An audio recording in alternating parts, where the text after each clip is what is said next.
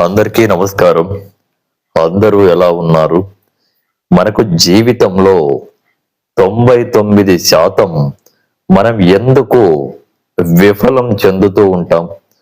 చదువులో అద్భుతమైన చదువు ఉంటుంది. మన జీవితంలో ప్రతి కోరికలు కూడా ఈ కలియుగంలో ఎందుకు ఎక్కువైపోతున్నాయో నాకైతే ఇప్పటికీ తెలియట్లేదు.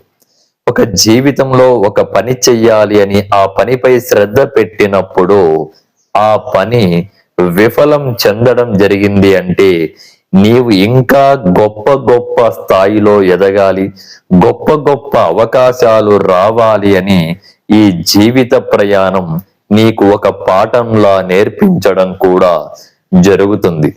మనం ఏ పనిపై శ్రద్ధ పెట్టినా ఆ పని విజయ కెరటాలకు ఒక సోపానం లాగా కనిపిస్తుంది. స్టే ట్యూన్, ఫుల్ వీడియో వస్తుంది.